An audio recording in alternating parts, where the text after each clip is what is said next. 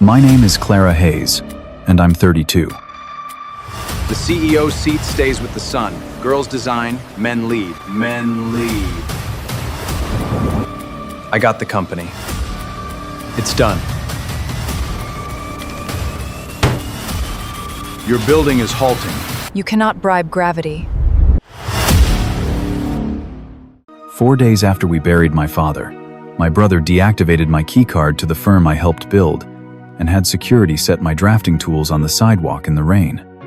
My calculation notebooks were soaked through. My grandfather's brass compass was face down in a puddle. And Julian stood in the lobby doors, our father's lobby doors, the doors of a company that's been in this family since 1965, and told me I was finished. Where the floor is gone. Gravity is just a ghost we left on Earth. The CEO seat stays with the Hayes son, he said. Girls design, men lead. You should have learned that a long time ago. He said more after that. He said I should enjoy being a desk jockey somewhere else. He said he'd made sure I'd get zero equity. But here's what Julian didn't count on. There was one final condition to that corporate trust. And when the board's lawyer read it out loud, when he announced who held the golden shares to a room full of people who'd spent my entire life calling me the human calculator, my brother hit the floor. Welcome back to Mark 187 Stories, the channel where quiet people finally get the last word and the paperwork does the shouting. If a family ever made you feel like the spare child, the one they forgot to count, this one's for you. Drop a comment telling me where you're watching from and what time it is, and be sure to subscribe. Now, let me take you back to Chicago, Illinois.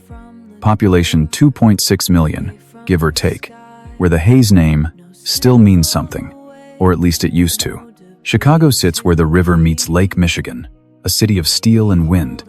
It's the kind of town where people know what buildings your grandfather poured the concrete for, and which charity galas your family attends. The Hayes family helped build half the skyline in the South Loop. My grandfather started Hayes Construction in 1965, and the original iron sign still hangs in the lobby. My father, Robert Hayes, ran that firm for 34 years. He was brilliant with structural loads and terrible with his daughter. I say daughter, but there was only one, me.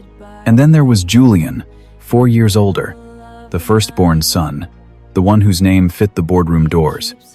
Growing up, the division was simple. Julian went to the country club after school to network with clients. I went to the drafting tables with my father. Julian learned to leverage debt and read profit margins. I learned to calculate tensile strength and keep quiet. My father had a phrase he repeated like a prayer. Every fiscal year end, every time a new project broke ground, every time someone asked about succession, the CEO seat stays with the Hayes son, girls design. He said it the way you'd say water freezes at 0 degrees. Not cruel, just fact. My mother would press her lips together and change the subject. I'd stare at my blueprints and check the math. When I was 16, I asked my father if I could shadow him at the executive board meeting. He looked at me like I'd asked to demolish the building. What for? He said. You're not running this place. I left Chicago 4 years later for MIT with a duffel bag and a heavy brass drafting compass my father had given me when I was 10. The antique kind architects used before computers, with the sharp steel point. He'd set it on my desk one afternoon and said, "There, now you look like a Hayes." It was the only time he ever said that to me. I put myself through engineering school, then a master's in structural forensics, the kind of work where you analyze collapsed bridges and failing foundations until you find the exact piece of cheap steel the contractor thought they could get away with. I was good at it. Really good.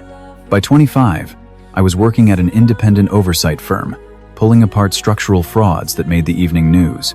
By 28, I'd earned my professional engineer license and started my own consultancy. I built it in a rented office above a coffee shop, and I built it alone. Julian called my work the calculator job. My father called it something to do until you settle down. Nobody in our family's social circle knew what structural forensics was, and nobody cared to learn. At family dinners, when Julian talked about aggressive expansion or his plan to aggressively cut material costs, my father leaned in and nodded. When I mentioned saving a Fortune 500 client from a catastrophic building failure, he'd say, That's nice, Clara. Pass the wine. So, I stopped mentioning it. I stopped bringing up the consultancy, the clients, the growth. I kept the brass compass in the inside pocket of my coat, a heavy triangle of cold metal that smelled like graphite in my father's office. I carried it everywhere, not because I missed him exactly, but because it reminded me what a haze was supposed to look like and how quietly I'd become one. Anyway, by the time my consultancy merged with a national firm last year, my net worth was north of $4 million, and I held intellectual property rights to 3 patented structural reinforcement systems. My family thought I rented a small Tubaru because I couldn't afford better. Tubaru because it was reliable in the snow. Nobody ever asked. My father died 14 months ago. Sudden stroke. He was standing looking at the blueprints for the South Loop Tower on a Tuesday morning, and his heart just stopped. The paramedics said he was gone before he hit the floor. I got the call at an inspection site. My site manager had to drive me to the hospital because my hands wouldn't stop shaking long enough to grip a steering wheel. When I arrived, Julian was already holding court in the waiting room, accepting condolences, shaking hands with city councilmen. He'd put on a tailored suit. He looked like a man who'd been rehearsing for this role his entire life. I handled everything else. The funeral home arrangements, the death certificates, the coroner's office, the obituary. Julian was too busy being the grieving heir in public to do any of the grieving son work in private. After the funeral, I noticed something.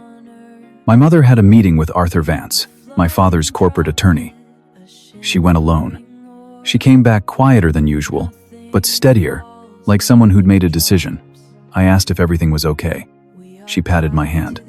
"Your father's corporate structure is complicated," she said. "Vance is sorting it out." I didn't push. I should have. But I had my own firm to manage, and Julian was already moving into the CEO's office. 6 days after the funeral, Julian called me. I was in my apartment, reviewing a load-bearing calculation for a client. "I need your signature on the South Loop Tower approvals by Friday," Julian said. No preamble, just the demand, like a contractor giving a deadline. "Excuse me? I'm cutting the core wall thickness by 2 inches to expand the penthouses," he said. "The board approved it. Vance will confirm it. I just need you to stamp the new blueprint so we can pour the concrete." "I'm not stamping a compromised core wall, Julian," I said. "You know the rule. I design it, I sign it. You left. I stayed." "End of discussion," Julian said. "Sign the papers, Clara, or I'll find an engineer who will. Hope you enjoy being a desk jockey. I made sure you get 0 equity in this firm." He hung up. I sat the phone on the desk, face down. I looked at the brass compass, and then I did what you do when someone tries to build a skyscraper on a rotten foundation. You step back, and you let gravity do the work. The morning after I was escorted off the property, I didn't sleep in. I didn't cry into my coffee, and I didn't draft an angry email to the board of directors. I made a pot of black coffee, sat down at the mahogany desk in my home office, and went back to being Clara Hayes, PE senior partner at a structural forensics firm that had billed over $3 million in consulting fees last fiscal year. Gravity doesn't take days off, and neither do I. Numbers and physics steady me. They always have. They don't play favorites. They don't care about office politics, and they certainly don't care if you're a son or a daughter. I spent the next 3 days reviewing a catastrophic balcony collapse for a client in Seattle. I analyzed metallurgical reports, plotted shear stress diagrams, and mapped out exactly where the original contractor had decided that saving $400 on rebar was worth risking human lives. It was meticulous, quiet work. The kind of work Julian would have called calculator stuff. On the 4th day, Aunt Margaret showed up at my apartment. Unannounced, of course. Margaret was my father's older sister. She was 64, wore immaculate Street John knits, and had perfected an expression that tried very hard to look sympathetic while actively demanding your surrender. She brought a box of artisanal scones from a bakery on the north side and an agenda.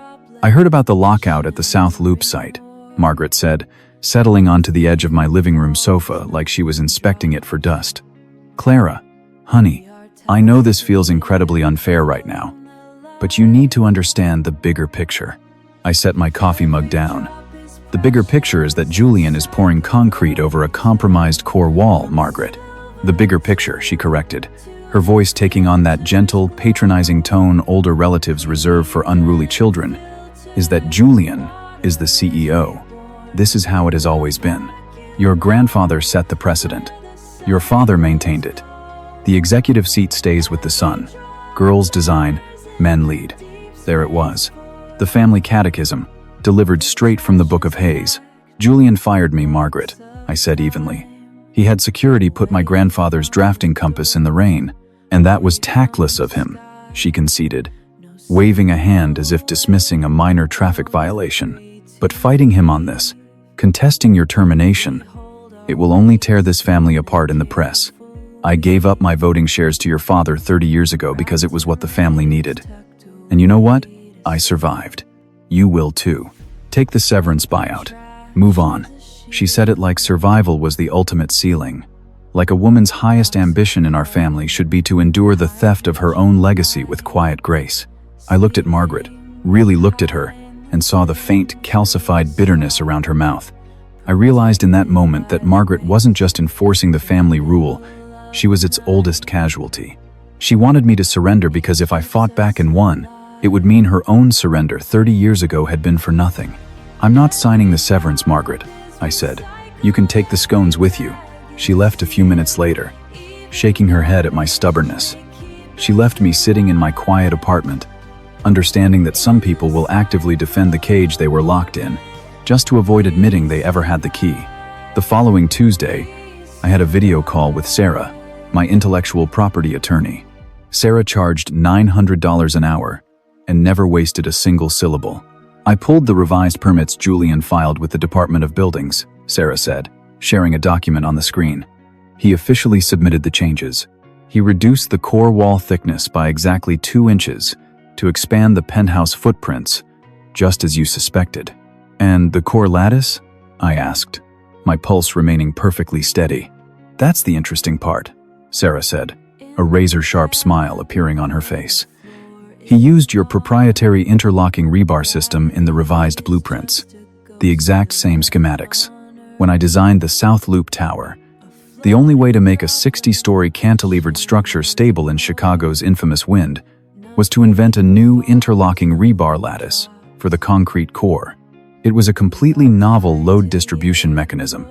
And because I wasn't stupid, I had patented the engineering mechanism under my own independent LLC, not under Hayes Construction. Julian thought that because he owned the company, he owned my brain. He didn't. So, I said, leaning back in my chair, he is constructing a high-rise using stolen, patented intellectual property. Massive copyright and patent infringement, Sarah confirmed. But Clara, it's worse than that. By shaving 2 inches off the concrete but keeping your lattice dimensions, the mathematical ratios are completely skewed. He hasn't just stolen your design, he's mutilated it. I closed my eyes for a second. I knew exactly what that meant. A skyscraper doesn't just fall over. When you shave 2 inches off a high-tension core wall and force a mismatched steel lattice into the remaining space, the load distribution fails at the microscopic level. The building screams before it breaks. It develops micro-fractures deep within the curing concrete. Let him build it, I said. Clara, the liability belongs to the CEO who signed the revised permits, I interrupted. File the infringement notices, Sarah, but do not send them to Julian yet. Keep them sealed. We wait. I didn't have to wait long for the next piece of the puzzle. 2 hours after I got off the phone with Sarah, my phone rang again. It was Arthur Vance, the estate attorney, who had managed my father's corporate trust for 2 decades. Vance was a man who measured his words the way a pharmacist measures toxic chemicals. Clara, Vance said quietly, the formal reading of the final corporate trust is next Thursday. Both you and Julian are required to be present. Julian already controls the board, Arthur. What's left to read? Your father made changes to the trust after Julian's failed Miami venture 3 years ago, Vance replied, his voice bone dry. He added a condition to the disposition of the golden shares, the 51% voting block that controls Hayes Construction. My breath caught. What kind of condition? The kind that requires both beneficiaries to submit a certified intellectual property and professional liability statement, Vance said. Your father wanted documented proof that whoever holds the controlling shares of his company has not exposed the firm to catastrophic legal or structural liability. Bring your documentation, Clara. Thursday, 10:00 a.m. He hung up. I sat in the silence of my office, a heavy realization settling over me. My father, the man who had told me I would never run the company, had secretly written a trapdoor into his own will. He knew Julian was a salesman who cut corners. He knew I was the one who built things that lasted. He had learned the truth too late to say it to my face, but right in time to write it into a legally binding trust. A week before the city's mandatory structural audit, I drove past the South Loop site. I parked across the street, kept the engine running, and rolled down the window. The tower was up to the 15th floor. The concrete core had been poured for the lower levels. Through the chain-link fence, I saw Julian standing near the loading dock. He was wearing a pristine white hard hat, a tailored overcoat, and he was waving his hands enthusiastically at a man holding a clipboard, a mid-level city inspector. Julian was smiling, pointing at a glossy architectural rendering, patting the inspector on the shoulder. He was selling the illusion, but I wasn't looking at Julian. I picked up my high-resolution sight camera from the passenger seat and zoomed in on the exposed concrete core on the 3rd floor. There it was. Even from across the street, through the digital viewfinder, I could see them.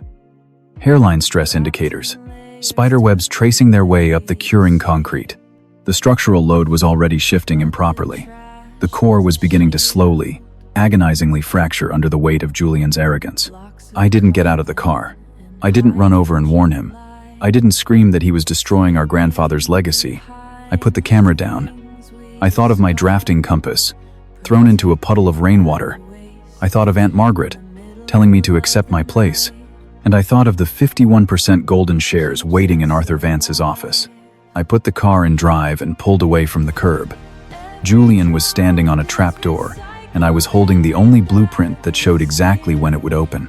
72 hours before the reading of my father's final corporate trust, Human Resources sent me a sterile, automated email. My remaining personal effects, a box of hard-copy drafting logs I had kept in the site management trailer, had finally been cleared by legal. I was authorized to retrieve them from the perimeter office. I drove down to the South Loop site on a Tuesday morning. The sky over Lake Michigan was a bruised, heavy gray, and the wind was blowing at a steady 20 knots. But when I pulled my Subaru onto the gravel shoulder across from the main gate, it wasn't the weather that caught my attention. It was the silence. A high-rise construction site on a Tuesday morning at 10 o'clock should be a symphony of organized chaos. You should hear the diesel roar of cement mixers, the high-pitched whine of cutting torches, the heavy thud of materials being staged, and the constant, rhythmic shouting of foremen. There was none of that. The massive yellow tower cranes stood completely still, their booms locked into the wind like skeletal weather vanes. The cement trucks were lined up on the perimeter road, their drums no longer spinning. And pasted to the center of the chain-link gate, flapping violently in the wind, was a bright red, weatherproof placard. Department of Buildings. Stop work order. Hazardous condition. I felt a profound, heavy stillness settle in my chest. I didn't smile. You don't smile when you look at a wounded building, even if you warned everyone it was going to bleed. I zipped up my coat and walked toward the site management trailer. Inside the trailer, the air smelled of stale coffee, damp blueprints, and panic. Julian was standing at the center of the folding table, his custom-tailored suit looking suddenly absurd in a room filled with mud-caked boots and hard hats. His face was a pale, blotchy red. He was sweating, despite the chill cutting through the thin walls of the trailer. Standing across from him was David Thorne, the chief structural inspector for the city of Chicago. Thorne was a 60-year-old veteran of the department who cared exactly 0% about Julian's golf handicap or his PR campaigns. Thorne cared about load paths. I stepped inside, letting the aluminum door click shut behind me. Neither of them noticed me immediately. "It is an acceptable tolerance, David," Julian was saying, his voice entirely lacking its usual polished cadence. "We can retrofit a steel collar around the 3rd floor core. It's a minor deflection. Value engineering always has a settling period. Thorne didn't even blink. He dropped a thick stack of laser measurement readouts onto the table. The sound was like a gavel striking wood. It is a 14mm deflection on a primary load-bearing core wall, Mr. Hayes, Thorne said, his voice dropping to that lethal, quiet octave people use when they are absolutely finished arguing. The concrete is spalling. You have microfractures propagating across the entire western shear face. The building is halting, permanently, until a complete structural teardown and remediation plan is approved. Julian gripped the edge of the table. You can't shut us down. A stop work order triggers a default covenant in our construction loans. The interest alone will bleed the firm out in a month. My job is to make sure your building doesn't fall on pedestrians, not to balance your checkbook, Thorne replied. Julian's eyes darted wildly until they landed on me. For a fraction of a second, relief washed over his face, quickly replaced by a desperate, calculating anger. My sister designed the lattice, Julian pointed at me, turning back to the inspector. The proprietary rebar system inside that core is her intellectual property. If the core is failing, it's her structural flaw. She's the one who compromised the site. I stood by the doorway, perfectly still. I didn't defend myself. I didn't need to. Thorne turned slowly, looking at me, and then turned back to my brother. I pulled the original permits, Mr. Hayes, Thorne said. Your sister refused to stamp the revision. She warned you in writing that reducing the concrete envelope around her specific lattice design would result in critical failure. You terminated her. Then you hired a third-tier consulting firm to rubber stamp the 22-inch wall. The air in the trailer seemed to evaporate. Julian opened his mouth, but no sound came out. The realization was finally penetrating his arrogance. He couldn't charm his way out of a physics equation, and he couldn't blame the engineer he had publicly fired. Clara, Julian said, his voice suddenly dropping an octave, trying to find that old authoritative older brother tone. Tell him, the lattice can handle the load. We can fix this. Come back on board. I'll give you your lead engineer title back, and a consulting bonus. Just sign off on the retrofit. I looked at my brother. I looked at the man who had ordered security to throw my grandfather's drafting compass into the rain. The man who had told me girls design and men lead. The man who thought he could steal my intellectual property because he believed my brain belonged to his company. You can't bribe gravity, Julian, I said softly. I walked past him, picked up the cardboard box of my drafting logs sitting in the corner, and walked back to the door. Clara, Julian shouted, the veneer completely cracking. If this loan defaults, the firm goes bankrupt. Dad's legacy goes bankrupt. You're destroying the family. I paused with my hand on the doorknob. I didn't pour the concrete, Julian. I just did the math. I walked out of the trailer, back into the biting Chicago wind. I put my box in the trunk of the Subaru and drove away from the silent, paralyzed tower. When I got back to my apartment, I called Sarah, my intellectual property attorney. She answered on the first ring. The Department of Buildings just issued a hard stop work order on the South Loop site, I told her. Julian's construction loans will enter automatic default by Friday. And the patent infringement? Sarah asked. File it, I said, staring at the brass compass sitting on my desk. File the injunction for unauthorized use of proprietary structural designs. I want the liability fully documented and recorded on the public ledger. He'll be legally insolvent, Clara.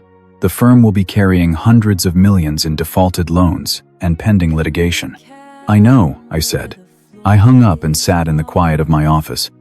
A forensic accountant looks at bank statements. A forensic engineer looks at stress fractures. But the result is exactly the same. You follow the cracks until you find the person who thought they were smarter than the foundation they were standing on. My father had written a condition into the golden shares.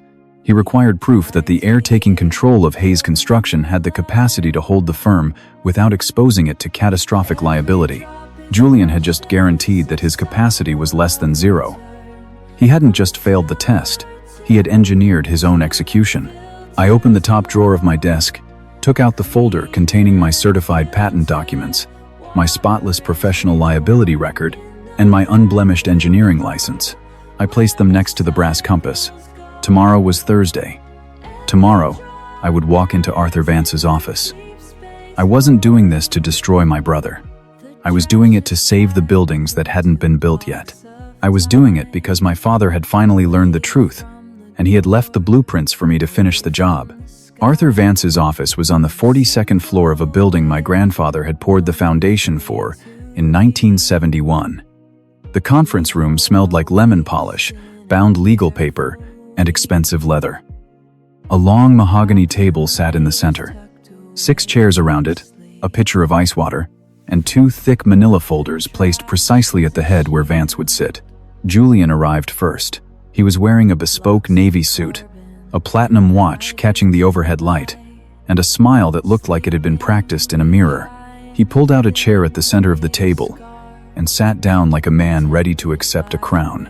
Aunt Margaret arrived next, clutching her designer handbag with both hands, wearing a cashmere cardigan. She nodded at me once, her expression tight, and took a seat near the corner. I took the chair directly across from my brother. In the pocket of my wool coat, my fingers traced the cold, sharp edges of the brass drafting compass. Vance entered the room exactly at 10:00 a.m. He closed the door, walked to the head of the table, and took his seat. He placed his hands flat on the 2 folders. He didn't offer condolences, and he didn't do small talk. "We will begin with the primary corporate trust of Robert Edward Hayes," Vance said, his voice as dry as chalk dust. "Then we will address the final codicil." Julian's smile widened slightly, but he kept his silence. Vance opened the first folder.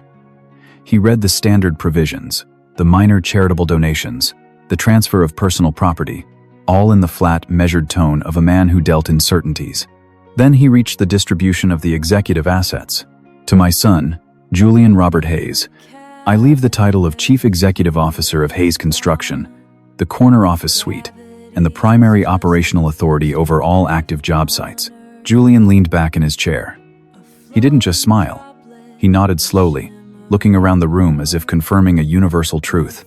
"To my daughter, Clara Elaine Hayes," Vance continued, "I leave my personal drafting tools, my antique brass compass, and the sum of $100,000. That was it. 32 years of being Robert Hayes's daughter, of designing the buildings that kept his firm alive, reduced to a box of old tools and a token payout." Aunt Margaret exhaled softly, looking down at her hands. Julian turned to me across the mahogany table. "The CEO seat stays with the Hayes son," he said, and the phrase rang through that quiet room like a bell he'd been waiting his entire life to strike. "I'm sorry it had to end this way, Clara. But Dad made his choice. He always made his choice. You design, I lead." I said nothing. I looked at Vance. Vance looked back at me with an expression that was almost the ghost of patience. "Mr. Hayes," Vance said quietly, "we are not finished." Julian waved a hand dismissively. "What's left?" "She got the drafting compass. I got the company." "It's done, Arthur." "It is not done." Vance closed the first folder and placed his hand firmly on the second. "The primary trust delegates operational titles. It does not delegate ownership.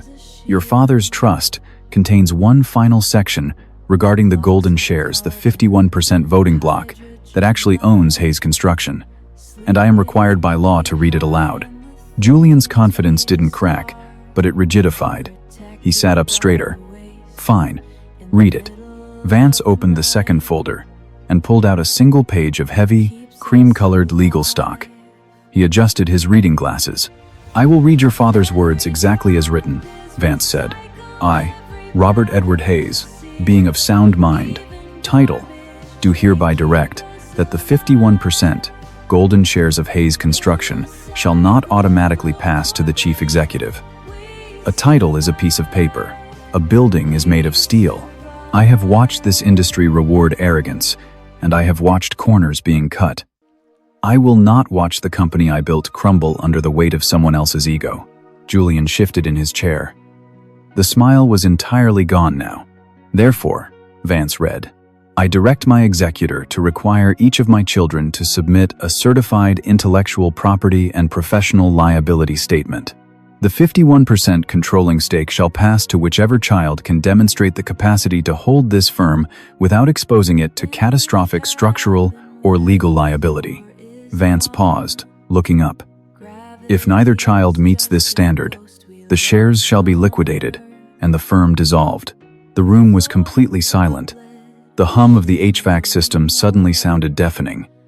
My father, the man who had let Julian act like a king for a decade, had secretly built a load-bearing test into his own will, and he had waited until he was dead to administer it. Both statements were submitted to my office yesterday, Vance said. He opened 2 sealed envelopes side by side. He picked up Julian's first. Julian Robert Hayes, certified liability statement, Vance read. He scanned the page, his voice never changing pitch. Active liabilities. A hard stop work order issued by the Chicago Department of Buildings for the South Loop Tower due to critical core wall microfractures. A pending default notice on a $300 million construction loan, triggered by the aforementioned work stoppage. Julian's face went completely bloodless. Aunt Margaret's head snapped up.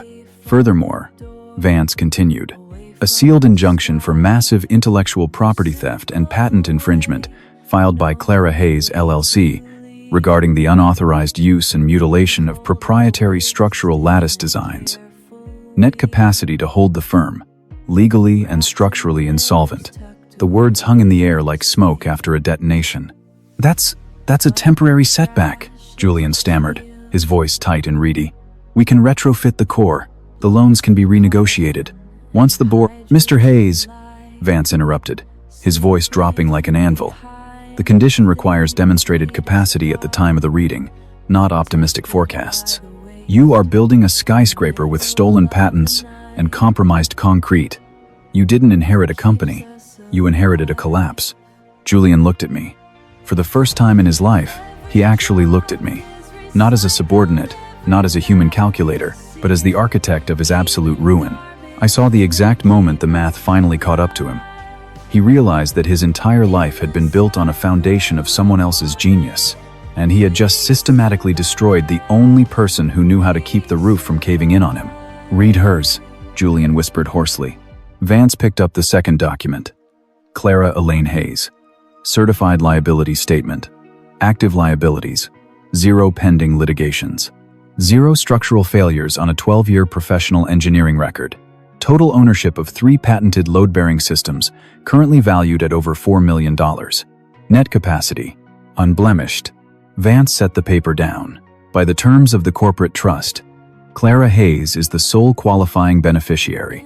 The 51% golden shares and absolute control of Hayes Construction pass immediately to Clara.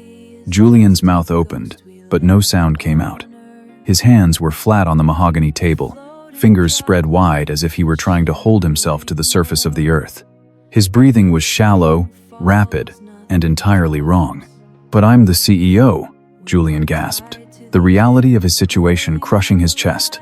I lead. You hold a title, Julian, I said, speaking for the first time since I sat down. My voice was calm, steady, and devoid of any pity. But I own the building. Julian's eyes rolled back. He went down exactly like a poorly engineered structure.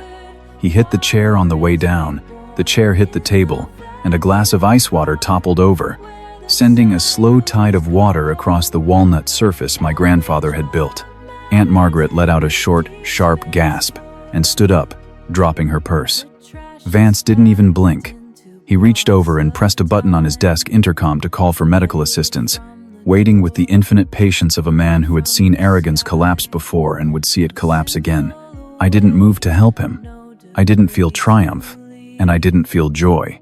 I felt the specific, heavy exhaustion of a woman who had spent 32 years being underestimated and had just watched the estimate finally come due. I reached into my coat pocket, pulled out the heavy brass drafting compass my father had given me when I was 10 years old, and placed it on the center of the table, right next to the pooling water, right next to the wreckage of my brother's certainty. 3 months later, the South Loop Tower was completely remediated. It cost the firm $20 million to tear down the compromised concrete and rebuild the core to my exact specifications, but we paid it. Julian resigned quietly, surrendered his minority shares to cover the legal fees he owed me, and moved to Florida. I never asked what he did there, and I didn't care. I fired the board of directors. I moved my drafting table into the corner office. I took the CEO title off the door and replaced it with a simple brass plaque that read, Clara Hayes, Chief Engineer. And when the South Loop Tower finally topped out, I stood on the roof, 600 feet above the streets of Chicago. Feeling the wind shear hit the glass. The building didn't sway. It didn't groan. It stood perfectly still, anchored by the math, the physics, and the truth. Quick honesty check before we go. When a family member builds their entire identity on taking credit for your hard work, some people say you should just let it go to keep the peace. Would you have warned Julian about the concrete, or would you have stepped back and let gravity do the work? Let me know in the comments. Tell me about a time you had to let someone's bad math catch up to them. And if this story resonated with you, hit subscribe. I'll see you in the next one.